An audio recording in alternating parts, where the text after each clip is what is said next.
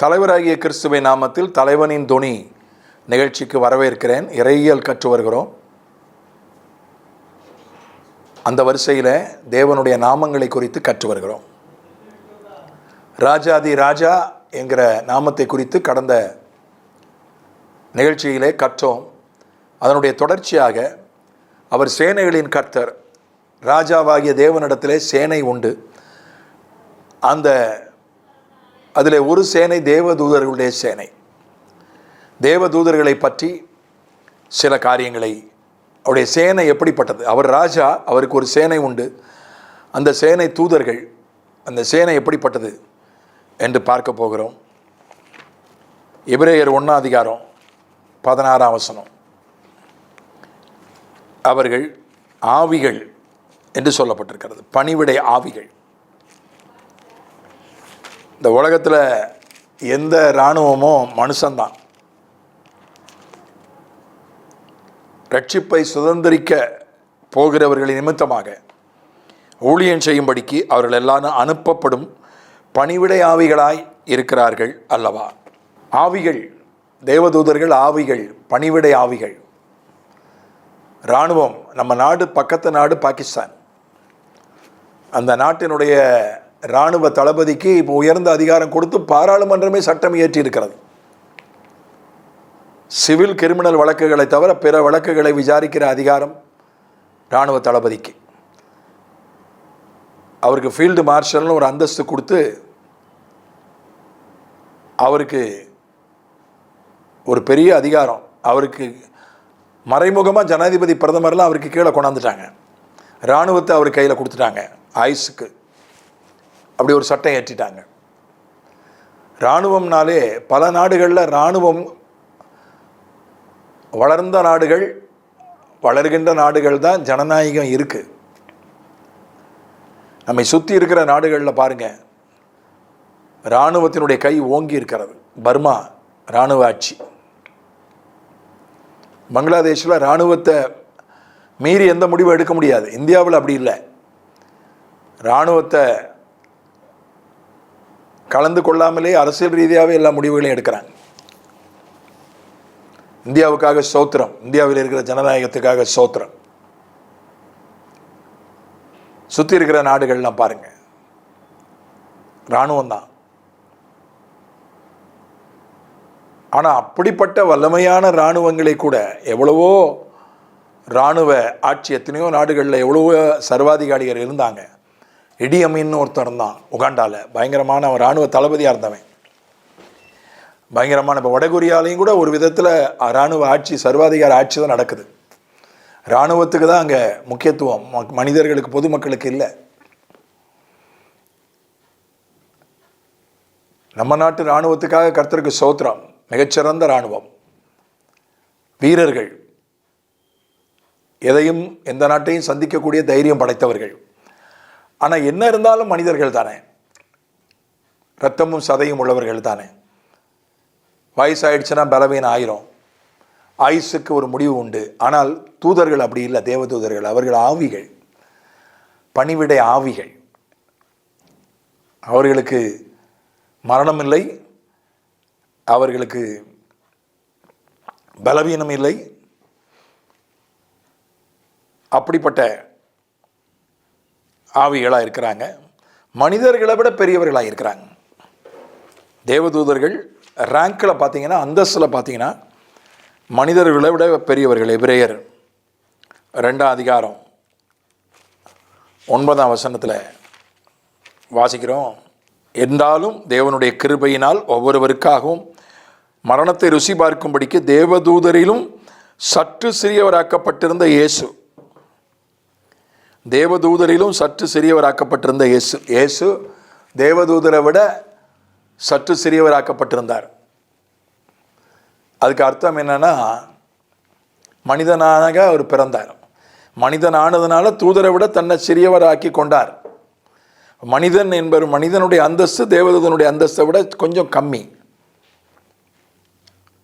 அதனால் மனிதர்களை விட பெரியவர்கள், பாலினம் அற்றவர்கள். தேவதூதர்களில் ஆண் தேவதூதன், கதைகளில் தேவதன் வரும். தேவதன் ஒன்று கிடையாது. தேவதூதன் கூட ஆண் பால்னு சொல்ல முடியாது. ஆண் பெண்ணெல்லாம் கிடையாது. அங்கே வந்து அவர்கள் ஆவியாகவே ஆண் என்று, ஆவியில் ஆண் கிடையாது. சரீரத்தில் தான் ஆண் பெண்ணெல்லாம் உண்டு. ஆவியில் நம்ம ஊரில் எல்லாத்தையும் ஆண் பெண்ணுன்னுவாங்க. கடல் அலையை கூட ஆண் அலை பெண் அலைன்னுவாங்க.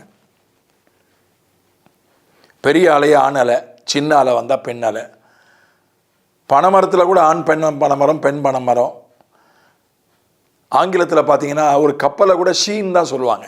கப்பலை தமிழில் அந்த கப்பல் வந்தது அது இதுன்னு சொல்லுவோம். ஆங்கிலத்தில் ஒரு கப்பலுக்கு கூட ஷீன் தான் பேர், அவள். ஹிந்தியில் பார்த்தீங்கன்னா ஈன்னு முடிகிற எல்லாமே பெண்பால். சாய், டீயை வந்து சாய் அப்படின்வாங்க ஹிந்தியில். ஈன்னு முடிகிறது எல்லாமே பெண்பால் தான். அந்த பெண்பாலுக்கு ஏற்ற மாதிரி தான் அதை பேசணும். ஏன் என்னுடைய ஞாபகம் சரியாக இருக்குமானால் ரொம்ப வருஷம் ஆகிப்போச்சு ஹிந்தி பேசி. ஏன் முடிகிறதெல்லாம் ஆண்பால். பொருட்களே அப்படி தான், சொற்களே அப்படி தான். ஈன்னு முடிஞ்சால் பெண்பால் இலக்கணமும், ஏன்னு முடிஞ்சால் ஆண்பால் இலக்கணமும் பொருந்தும் பொருட்களுக்கு. இப்போ பொருட்கள்லேயே மொழிகள் பாருங்கள், இங்கிலீஷ்லேயும் இருக்குது, ஹிந்தியில் இருக்குது, தமிழில் இருக்குது. இந்த 3 தான் எனக்கு ஓரளவுக்கு தெரியும், மற்ற மொழி தெரியாது. பொருட்களை கூட மனிதன் ஆண் பெண் என பிரிக்கிறான். நிலவை பெண் என்று கவிஞன் பாடுகிறான். கதையில் நிலவு வந்து ஒரு ஆண் என்று சொல்லப்பட்டிருக்கிறது. ஆனால் தேவ தூதர்களுக்கு ஆண் என்றோ பெண் என்றோ கிடையாது. அவர்கள் பாலினம் அற்றவர்கள். They have no gender. மத்தேயு 22:30 அவங்களுக்கு வந்து காதல் கிடையாது, கல்யாணம் கிடையாது, பால் உறவு கிடையாது, எதுவும் கிடையாது. அவர்கள் ஆண் ரூபம் எடுத்து வரும்போது அது வர வாய்ப்பு இருக்கிறது. அப்படி அவர்கள் பாவம் செய்ததாக, நோவா காலத்துக்கு முன்னால் அப்படி பாவம் செய்ததாக நாம் பார்க்கிறோம். சில வேத வல்லுநர்கள் அதை ஏற்றுக்கொள்வதில்லை. மத்தேயு 22:30 உயிர்த்தெழுதலில் கொள்வனையும் இல்லை, கொடுப்பனையும் இல்லை. கொள்வனை கொடுப்பலனா பொண்ணு கொடுக்கறதோ பொண்ணு எடுக்கிறதோ இல்லை. இந்த ஆண் உணர்வோ பெண் உணர்வோ ரெண்டுமே கிடையாது.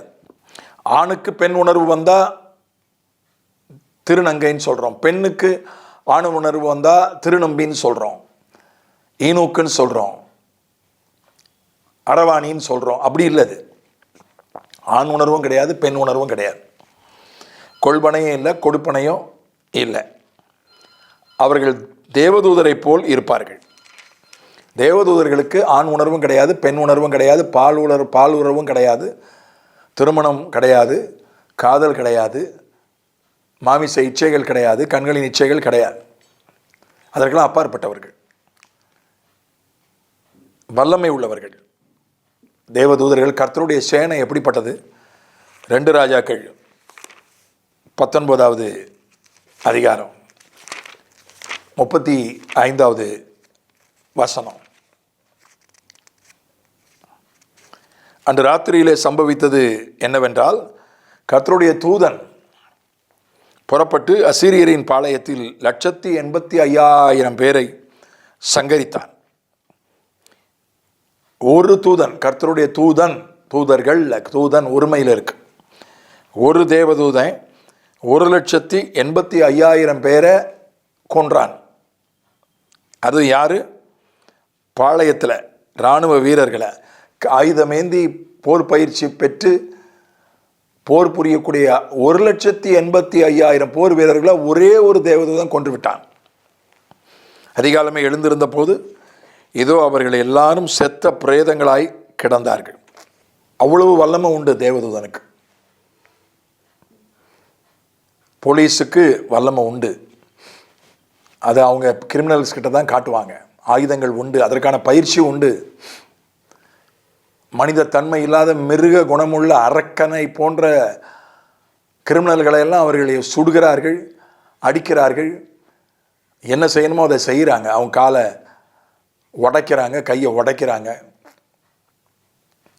அந்த வல்லமை உண்டு, இராணுவத்துக்கு அந்த வல்லமை உண்டு. எதிரிகளை அழிக்கக்கூடிய வல்லமை, பயிற்சி, ஆயுதங்கள் எல்லாம் உண்டு. ஆனால் ஒரு தேவதூதன் 1,85,000 போர் வீரர்களை கொன்று போட்டான். அவ்வளோ வல்லமை தேவதூதர்களுக்கு உண்டு. அதே போல் 5வதா அவர்கள் கோடிக்கணக்கில் இருக்காங்க. 33 கோடி தேவர்கள் என்று நம்ம ஊரில் ஒரு நம்பிக்கை உண்டு. ஆனால் அதை விட அதிகம் இருக்காங்க. ஏன்னா வெளிப்படுத்தின விசேஷம் 5:11 இவ்விதமாக சொல்கிறது. பின்னும் நான் பார்த்தபோது சிங்காசனத்தையும் ஜீவன்களையும் மூப்பர்களையும் சூழ்ந்திருந்த அநேக தூதர்களுடைய சத்தத்தை கேட்டேன். அவருடைய இலக்கம் 10,000 10,000 1000 1000 1000 இருந்தது. அநேக தூதர்கள் 1000 இருக்காங்க, 10,000 10,000 இருக்காங்க. அவங்க அப்படி ஒரு டீமாக இருக்காங்க, அணியாக இருக்காங்க. 10,000 கொண்ட ஒரு படை, 1000 கொண்ட ஒரு படை. ஏன் கோடிக்கணக்கில் இருக்காங்கன்னு நான் சொல்கிறேன்னா, இந்த சிறியரில் ஒருவரையும் அற்பமாக எண்ணாதீர்கள். அவர்களுக்கான தூதர்கள் மத்தேயு 18:10 அவர்களுக்கான தூதர்கள் அவர்கள் சார்பில் பிதாவை தரிசிக்கிறாங்க, பிதாவின் சமூகத்தில் இருக்கிறாங்க அப்படின்னு இயேசு சொன்னார். சிறியர் அப்படின்றது அந்த இடத்துல தேவ பிள்ளைகளை குறிக்குது. ஒவ்வொரு தேவ பிள்ளைக்கும் ஒரு பிரதிநிதி பரலோகத்தில் இருக்கிறான். அப்போ 100 கோடி ரட்சிக்கப்பட்டவங்க குறைஞ்சபட்சம் இருப்பதாக ஒரு கணக்கெடுப்பு 2000 வருஷத்தில் எடுக்கப்பட்ட கணக்கெடுப்பு.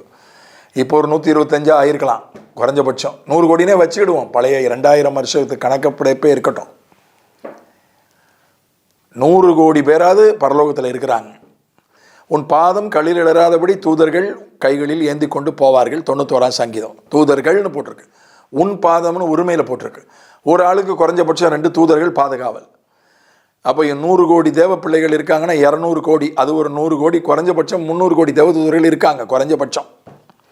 இந்த உலகத்தில் 800 கோடி மக்கள், 800 கோடி பேரை ரசிக்கப்பட்டாங்கன்னா ஒரு ஆளுக்கு 3 பேர்னா என்ன ஆச்சு? 2400 கோடி தேவதூதர்கள் தேவை. அவ்வளவு இருக்காங்கன்னு தான் நான் விசுவாசிக்கிறேன். கோடி கோடியாக இருக்காங்க. இப்போ ஒரு பொதுமக்களுக்கு எவ்வளவு போலீஸ் இருக்கிறாங்க என்று பார்த்தால், நூற்றுக்கணக்கான மக்களுக்கு ஒரு போலீஸ் என்று தான் இருக்கிறார்கள். அப்படிதான் வைக்க முடியும், வேற வழி கிடையாது. ஒரு கூட்டத்தில் ஒரு நடிகரை வேடிக்கை பார்க்க போன கூட்டத்தில் நெரிசல் ஏற்பட்டு 41 பேர் செத்து போயிட்டாங்க. அப்போ போலீஸ் அதிகாரிகள் ஒரு பேட்டி கொடுத்தாங்க, ஒரு விளக்கம் கொடுத்தாங்க. நாங்கள் 50 பேருக்கு ஒரு போலீஸை நியமிச்சிருந்தோம், அதுதான் அதிகபட்சம். ஒரு கூட்டத்தில் 50 பேருக்கு ஒரு போலீஸை நியமிப்போம். மற்றபடி சாதாரண கூட்டம்னா 500 பேருக்கு ஒரு போலீஸை நியமிப்போம். இது கொஞ்சம் உணர்ச்சி வசப்படுகிற கூட்டம் என்பதனால, அதிக கூட்டம் வருன்றதுனால 50 பேருக்கு ஒரு போலீஸை நியமித்திருந்தோம். ஆனால் இங்கே அப்படி இல்லை. ஒரு ஆளுக்கு 3 போலீஸை நியமிக்க முடியாது, அது சாத்தியம் கிடையாது, தேவையும் இல்லை. ஆனால் ஒரு ஆளுக்கு 3 தேவதூதர்களை கர்த்தர் நியமிச்சிருக்கிறார். ஒருத்தன் பிரதிநிதியாக பரலோகத்தில் இருக்கிறான், 2 பேர் பாதுகாக்கிறாங்க, பணிவிட செய்கிறாங்க. அதனால் கோடிக்கணக்கான தேவதூதர்கள் உண்டு. அவர்கள் பாவம் செய்வதற்கு வாய்ப்பு உண்டு. தேவதூதர்கள் அதான் அதற்கு தேவனுக்கும் அவர்களுக்கும் உள்ள வித்தியாசங்களிலே ஒரு வித்தியாசம் தான். அதான் தேவதூதர்களை வணங்கக்கூடாது. சிலர் தேவதூதன் ஃபோட்டோவை வீட்டு வாசலில் மாட்டி வச்சுருப்பாங்க. அதிமிக்கேல் தூதர்னுவாங்க, அவரை போய் கும்பிட்டுட்டு இருப்பாங்க. அப்படி செய்யக்கூடாது. ஏனென்றால் அவர்கள் பாவம் செய்வதற்கு வாய்ப்பு உண்டு என்று யூதாவின் புஸ்தகத்தில் நம்ம வாசிக்கிறோம். தங்களுடைய ஆதி மேன்மையை காத்துக்கொள்ளாமல் 6ஆம் வசனம், தங்களுக்குரிய வாசஸ்தலத்தை விட்டுவிட்ட தூதர்களையும் மகாநாளின் நியாய தீர்ப்புக்கென்று நித்திய சங்கிலிகளினாலே கட்டி அந்தகாரத்தில் அடைத்து வைத்திருக்கிறார். ஆண்டவர் சில தூதர்களை சங்கிலியால் கட்டி அடைச்சி வச்சிருக்கிறாராம். யூதா 6ஆம் வசனம். பிசாசும் தூதனா, லூசிபர் தூதனாக இருந்தவன் தானே, பெருமையில் விழுந்தான். அவன் கூட ஒரு கூட்ட தூதர்களும் பின்னால் வந்துட்டாங்க. கலகம் பண்ணி பெருமைப்பட்டு பாவம் செஞ்ச கூட்டம், தூதர்கள் கூட்டம் ஒன்று உண்டு. அதே போல் இச்சையில் தற்காலிகமாக மனித வடிவம் எடுத்து வந்தபோது பெண்களோடு குடும்பம் நடத்தி பாவம் செய்த, அப்படியே சோதகுமாரன் பட்டத்தானும் உபச்சாரம் பண்ணினார்கள்னு போட்டிருக்கு 7ஆம் வசனத்தில் யூதாவில். அவர்களைப் போலவே, தூதர்களைப் போலவே. தூதர்களுக்கு ஆண் தன்மை பெண் தன்மை கிடையாது. அவர்கள் தூதர்களாக இருக்கும்போது பாவம் செய்வதற்கு வாய்ப்பில்லை, இச்சையில் விழுறதுக்கு வாய்ப்பில்லை, பெருமையில் விழலாம். ஆனால் மனித வடிவம் தற்காலிகமாக எடுத்து வரும்போது அவர்கள் இச்சையில் விடுறதுக்கு வாய்ப்புண்டு. அப்படி தான் நான் விசுவாசிக்கிறேன். ஒரு கூட்ட தேவ வேத வல்லுநர்கள் அதை ஏற்றுக்கொள்வதில்லை. சரி, இதை இச்சையை விட்டுட்டா கூட பெருமை, லூசிபர் பெருமையில் விழுந்தானே, தூதர்கள் பாவம் செய்ய வாய்ப்பு உண்டு. ஆனால் தேவன் பாவத்தை அறியாதவர், அவரால் பாவம் செய்ய முடியாது.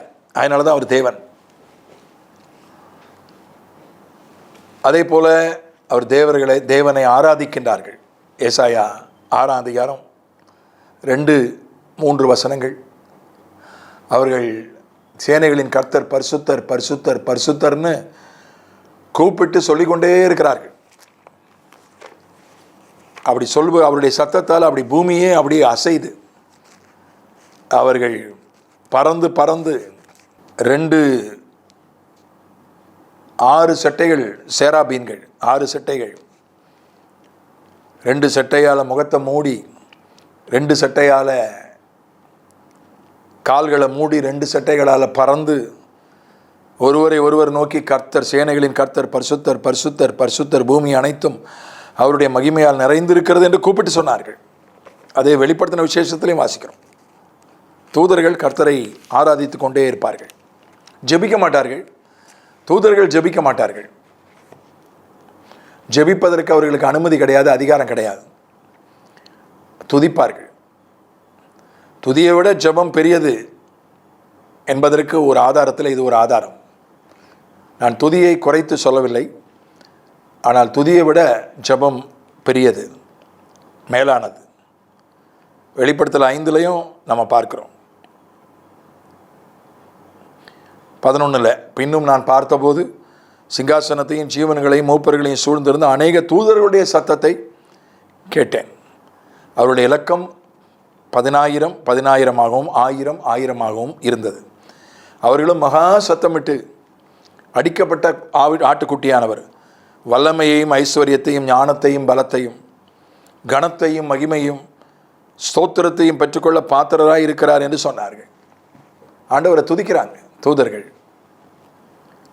ஆராதிப்பது, துதிப்பது அவர்களுடைய, அதற்கென்றே ஒரு கூட்ட தூதர்கள் இருக்கிறார்கள். முழு நேரமாக துதித்து ஆராதிக்கிற ஒரு கூட்டம் தூதர்கள் உண்டு. ஒரு ஆர்கெஸ்ட்ரா, ஒரு கொயர் உண்டு, ஒரு பாடல் குழு, ஒரு இசைக்குழு. தூதர்கள் இசைக்குழு, தூதர்கள் பாடல் குழுன்னு பரலோகத்தில் உண்டு. மற்ற தூதர்களும் அவர்கள் வேலையின் இடையிடையே ஆண்டவரை துதிப்பார்கள், ஆராதிப்பார்கள். தூது செல்கின்றனர். லூக்கா 1:19. கொரியர் சர்வீஸ் அவங்க தான். போஸ்ட் ஆஃபீஸ், போஸ்டல் டிபார்ட்மெண்ட்டு, தபால் இலாக்கா, தபால் துறை, கொரியர் எல்லாம் கொடுக்கறது. லூக்கா 1ஆம் அதிகாரம் 19ஆம் வசனம். மரியாள் இடத்துல போய் பேசுகிறார்கள். ஒரு தூதன் போய் பேசுகிறான். அந்த பிரிவுக்கு தலைவன் தான் கேப்ரியல். தேவதூதர்களை கொண்டு கர்த்தர் வழி நடத்துகிறார், பாதுகாக்கிறது மட்டுமில்லை. அப்பொழுது சகரியா தேவதூதன் அவனுக்கு பிரதியுத்தரமாக, நான் தேவ சன்னிதானத்தில் நிற்கிற கேப்ரியேல் என்பவன், உன்னுடனே பேசவும் உனக்கு இந்த நற்செய்தியை அறிவிக்கவும் அனுப்பப்பட்டு வந்தேன். உன்னுடனே பேச, இந்த நற்செய்தியை அறிவிக்க அனுப்பப்பட்டு வந்தேன். கேப்ரியேல் தான் அந்த தூதுவர்களுக்கு, அஞ்சல்காரர்கள், தூதுவர்கள் பிரிவுக்கு தலைவன் கேப்ரியேல் தான். அது மாதிரி பார்க்குறோம். அப்போஸ்தலர் 8ஆம் அதிகாரத்தில் பிலிப்புவை பார்த்து ஒரு தேவதூதன் சொல்கிறான், நீ வனாந்த மார்க்கமாய் போ என்று சொல்கிறான். தேவதூதன் மூலமாகவும் கர்த்தர் வழி நடத்துகிறார் சில நேரங்களில். ஆவியானவர் மூலமாக மட்டுமல்ல, தேவதூதன் மூலமாகவும் கர்த்தர் வழி நடத்துகிறார். 26 அப்போஸ்தலர் 8 பிலிப்பு கர்த்தருடைய தூதன் பிலிப்பை நோக்கி, நீ எழுந்து தெற்கு முகமாய் எருசலேமிலிருந்து காசா பட்டணத்துக்கு போகிற வனாந்தர மார்க்கமாய் போ. அந்தபடி அவன் எழுந்து போனான். தேவதூதர்கள் மூலமாய் வழி நடத்துகிறார், தகவல்களை அனுப்புகிறார். கனவுலே தேவதூதர்கள் வந்தார்கள். யோசேப்புக்கு கனவுலே தேவதூதர் வந்து சொன்னான், மரியாதை சேர்த்து கொள்ள ஐயப்படாதே, அந்த குழந்தை தேவனுடைய குமாரன், இயற்கைக்கு அப்பாற்பட்ட விதத்தில் உண்டானது என்று மரியாளிடத்தில் சமாதானமாய் போகும்படி ஏற்றுக்கொள்ளும்படி யோசேப்பு கனவுலே தேவதூதன் வந்து சொன்னான். கொர்நேலியு தேவதூதனை தன்னுடைய தரிசனத்தில் கண்டான். ஆகவே பவுல் தேவதூதனை கண்டான். ஆகவே தூதர்கள் மூலமாக கர்த்தர் வழி நடத்துகிறார், தகவல்களை சொல்லுகிறார். செபிக்கலாம். பிதாவே, இயேசுவின் நாமத்தில், சேனைகளின் கர்த்தாவே, ராஜாதி ராஜாவே, உம்முடைய சேனை, தூதர்களின் சேனை உம்மிடத்தில் இருக்கிறது. கோடிக்கணக்கான தேவதூதர்களின் சேனை இருக்கிறது. அதற்காக ஸ்தோத்திரம். அவர்கள் ஆவியாக இருக்கிறார், பணிவிடை ஆவிகளாக இருக்கிறார்கள். எங்களை விட பெரியவர்கள், மனிதர்களை விட பெரியவர்கள், மனிதர்களுக்கு, உம்முடைய பிள்ளைகளுக்கு பணிவிடை செய்ய அவர்களை வைத்திருக்கிறார். அதற்காக ஸ்தோத்திரம். ஆண்டவரே, கோடி கோடியாக வைத்திருக்கிறேன். எத்தனையோ ஆயிரங்களுக்கு தான் ஒரு போலீஸ்காரர் இருக்க முடியும், இருக்கிறார். ஆனால் ஒரு நபருக்கு 3 தேவதூதர்களை குறைந்தபட்சம் நீர் வைத்திருக்கிறீர். கோடி கோடியான தேவதூதர்களை வைத்திருக்கிறீர். அதற்காக உம்மை ஸ்தோத்திரிக்கிறோம் ஆண்டவரே, துதிக்கிறோம் ஆண்டவரே. அவர்கள் ஆண்டவரே ஒரு பெரிய சேனையாய் உமக்கு பணிவிடைக்காரர்களாய் இருக்கிறார்கள். ஒரு தேவதூதன் 1,85,000 போர் சேவர்களை கொல்லுகிற அளவுக்கு வல்லமையுடையவனாய் இருக்கிறார்கள். அப்படிப்பட்ட தூதர்களை உம்முடைய கையில் நீர் வைத்திருக்கிறதுக்காக ஸ்தோத்திரம். அவர்களே பாவம் செய்ய வாய்ப்புண்டு. லூசிஃபர் அவ்வளவு அழகும் அவ்வளவு ஞானமும் உள்ளவன், அவனே பெருமையில் விழுந்து போனான். நோவா காலத்தில் மனித வடிவம் எடுத்து தற்காலிகமாக வந்த தூதர்கள் இச்சையில் விழுந்தார்கள் என்று ஒரு கருத்து உண்டு. ஆண்டவரே, நாங்கள் எம்மாத்திரம் நாங்கள் பாவத்தை குறித்து ஜாக்கிரதையாக இருக்க, எச்சரிக்கையாக இருக்க, விழாமல் கவனமாக இருக்க நாங்கள் ஜெபிக்கிறோம். அவர்கள் உம்மை ஆராதிக்கிறார்கள். ஆராதிப்பதற்கென்றே ஒரு பிரிவு தூதர்கள் இருக்கிறார்கள். நாங்களும் உம்மை ஆராதிக்க எங்களுக்கு உதவி செய்யும். உம்மை துதிக்க, உம்மை பாட, உம்மை ஆராதிக்க, அதில் கவனமாக இருக்க, ஜாக்கிரதையாக இருக்க எங்களுக்கு உதவி செய்யும். தூதர்கள் மூலமாக எங்களை வழி நடத்துகிறீர் ஆண்டவரே. புதிய ஏற்பாட்டில் ஆவியானவர் எங்களை வழி நடத்தினாலும் கூட சில சமயங்களில் தூதர்கள் மூலமாகவும் எங்களை வழி நடத்துகிறீர். அதற்காக ஸ்தோத்திரம், துதிக்கிறோம், உம்முடைய நாமத்தை மகிமைப்படுத்துகிறோம். நாங்களும் உம்முடைய சேனைகள் தான்.